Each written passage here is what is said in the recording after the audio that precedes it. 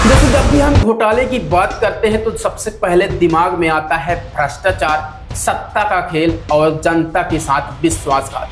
भारत जैसे इस विशाल देश में जहां करोड़ों लोग मेहनत करके अपना टैक्स पे करते हैं, वहीं कुछ लोग सत्ता और ताकत का इस्तेमाल करके हजारों करोड़ डकार जाते हैं।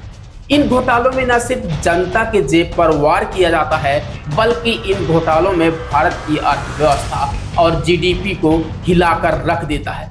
आज के इस वीडियो में आपको भारत के इतिहास के 5 सबसे बड़े घोटाले बताने वाला हूं, जिन्होंने भारत की इस विशाल अर्थव्यवस्था को और विशाल जीडीपी को हिलाकर रख दिया था। तो दोस्तों, वीडियो पर एंड तक बने रहिए। आज मैं आपको एक एक करके भारत के इतिहास के 5 बड़े घोटाले बताने वाला हूं। तो अगर वीडियो को लाइक नहीं किए तो वीडियो को लाइक कर दीजिए, और चैनल पर नए हो तो चैनल को भी सब्सक्राइब करके ऑल नोटिफिकेशन को दबा दीजिए। तो चलिए दोस्तों, बात करते हैं भारत के सबसे बड़े घोटालों में से। नंबर 1, 2G स्पेक्ट्रम घोटाला। जी हाँ दोस्तों, साल 2008 में दूरसंचार मंत्रालय ने 2G लाइसेंस कंपनियों को बेहद ही कम दामों में लाइसेंस बांटे। कैग की रिपोर्ट के अनुसार इस घोटाले में देश को 1.67 लाख करोड़ रुपए का नुकसान हुआ था। ये रकम इतनी ज्यादा है कि आम आदमी की कल्पना से भी बाहर। इस घोटाले में नाम सामने आया तत्कालीन मंत्री ए राजा और डीएमके के कुछ नेताओं पर। हालांकि कोर्ट में सबूतों के अभाव से सभी आरोपियों को बरी कर दिया गया, लेकिन यह घोटाला आज भी देश के इतिहास की सबसे बड़े घोटालों में से एक है, जिसका नाम है 2G स्पेक्ट्रम घोटाला। नंबर 2, कॉमनवेल्थ गेम्स घोटाला। जी हाँ दोस्तों, साल 2010 में पूरी दुनिया की नज़र दिल्ली में हो रहे कॉमनवेल्थ गेम्स पर थी, लेकिन ये गेम्स खेल से ज़्यादा भ्रष्टाचार के लिए याद किए जाते हैं। खेल सुविधाओं से लेकर उपकरणों तक सभी जगह ओवर प्राइजिंग और फर्जी बिल की कहानी सामने आई थी। इस घोटाले में देश के 70,000 करोड़ रुपए का नुकसान हुआ था, और इस घोटाले में नाम आया कॉमनवेल्थ गेम्स के आयोजक प्रमुख सुरेश कलमाडी पर आरोप लगा। साथ ही देश की इमेज अंतर्राष्ट्रीय स्तर पर भी खराब हो गई थी। इस घोटाले को आज भी देश के नंबर 2 या फिर भारत के सबसे बड़े घोटालों में याद किया जाता है, जिसका नाम है कॉमनवेल्थ गेम्स घोटाला। नंबर 3, कोयला घोटाला। जी हाँ दोस्तों, बात करते हैं उस घोटाले के जिसे कोलगेट नाम दिया गया। साल 2004 से 2009 के बीच बिना पारदर्शी नीलामी प्रक्रिया के कंपनी को कोल ब्लॉक बांटे गए। कैग की रिपोर्ट के मुताबिक देश को लगभग इस घोटाले से 1.86 लाख करोड़ रुपए का नुकसान हुआ।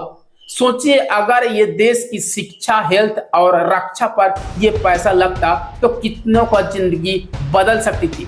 बाद में सुप्रीम कोर्ट ने 214 कोल ब्लॉक के आवंटन को रद्द कर दिया, और ये एक घोटाला साबित हुआ। सोचिए कि प्राकृतिक संसाधनों का गलत इस्तेमाल किस हद तक हो सकता है।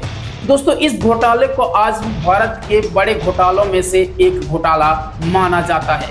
नंबर 4, हर्षद मेहता का स्टॉक घोटाला।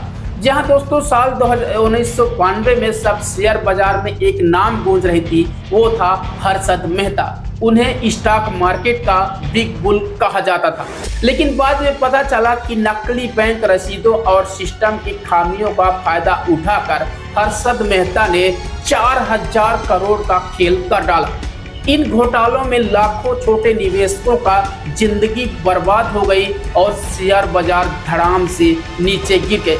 इस शेयर बाजार धड़ाम से नीचे गिरने से कई लोग कंगाल हो गए और कई लोगों का जिंदगी यहाँ बर्बाद हो गई।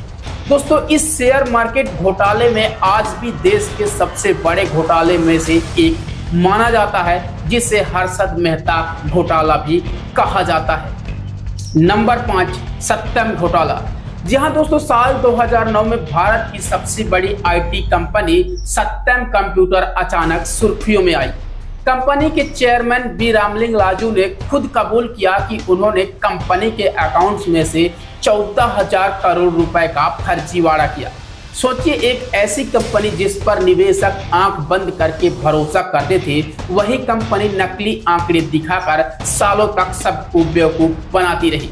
इस घोटाले को भारत का एनरॉन स्कैंडल कहा गया। अंत में कंपनी का पतन हुआ और टेक महिंद्रा ने इसे खरीद लिया।